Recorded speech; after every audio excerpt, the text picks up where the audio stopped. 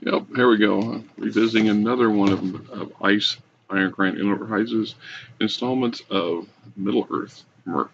Once again, this is another Middle Earth adventure module, although they just call it adventures on this particular one called the Ghost Warriors. You know, they got some beautiful maps. We'll go back to the map work. Look at the maps. Did you like the maps? Yeah, like I said, I love the maps. Almost the temptation of pulling the cover off so you can use the map is so great that I had to restrain myself numerous times from doing just that. You know, because once you separate them from their, it's not so good, not a good thing on it. And the this particular one is located in an area near the Dunland and Gap of Rohan, which there's several source books in this particular area. We got the Isengard source book, we've got the Dunland source book, and the Rohan source book. So this is an area that's pretty well covered. So when they get into something like this, you really are narrowing it down to a very tiny piece of a big pie, or a very big piece of the map, or a little piece of a big map that's already well established. Uh, in this particular character case, you've got the concept here is somebody who works for the Dark Lord has come to the mountains and is now stirring up the undead and turning them loose on the neighboring folks, which is is part of the core of the adventure. So you're trying to find out why the undead are coming out and messing with people and trying to stop them. At the same time, you discover that there's a bigger picture going on behind the scenes, and you try to counter it. And eventually, have to confront this particular lady here and deal with her on her. And she's not so much of a necromancer as she's just a shaman, mage, sorceress type character with a staff that was given to her by some representative of the Dark Lord, which allows her to control the undead to some degree. In and of itself might be a nice little reward if you want to, mess with something that's probably tainted with evil. But hey, who am I to judge, right? Said during the goes on and gives you the detail of how come the Dean Kodos the people that skill in the hills and valleys, and we're all familiar with the Ghost Army that Aragon pulls up for the Battle of the Pelennor Fields and at the end of the War of the Rings, and this is some of their history and how those folks, got the way they are, and more important, the history of the people themselves, not the ghosts. So Highland Dean Kodos were greatly displeased with this fact, as they regard the Dunedain as invaders, not neighbors, etc.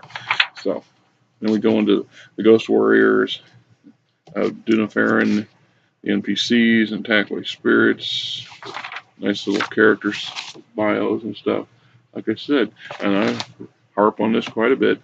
These are ready-made NPCs for any lazy GM to tap into and take advantage of when you need something on the fly, or you're trying to fluff out an environment such as a town or a village. There's no reason why you can't tap into this sort of stuff. If you're not doing so, that's a waste of opportunity. Another reason for purchasing these things and keeping them on your shelf, other than just to collect dust and then press your friends when they come in. They go, "Oh my God, look at what your stuff! Look at all the stuff you got." I get it. I do. Adventures Raid by Night goes into the train and the riddles. Now this one here is laid out different than a lot of the others. One of the things that's missing is the den. And I think it's in part because, like I said, this area has been well covered. So they don't go into great details of the terrain, the geography. They don't talk about the plants and animals. I wish they do. They should stick with their particular plan. But anyway, lots of generated underground settings, tombs, tunnels, so forth, so on. All easily convertible, well detailed. Path of riddles. Oh yeah, let's see, it just keeps going on. Ghost caves. Who doesn't like a good ghost cave? Okay, let's see. So many times I've tapped these sort of things to utilize in my own campaigns just for convenience. Saves time and effort, so I can focus on things that are more important to the gameplay, and not become sidebarred on something of this nature. That's the intrigue in the Underdeeps, the worlds of Noctellon, the NPCs are sitting in yet another adventure. In this case, they've got random stuff that you can interlink together randomly. I'll tell you, now it's not this particular one, but I have had these before, and each one is an individual that can be linked to the others. And I've created some of these myself, and in such a manner that you can just, like a jigsaw puzzle, I'll take this piece out and take this piece and put them together and interlink them so I have a system. And I've numbered them on the back and then used dice and rolled. So I actually truly created a random tunnel system for people. Even I didn't know how it was going to be laid out until we did the rolls for it. There's pages, pages, and pages of that stuff, which is fine. Even more, right? As adventure modules go, this is generic.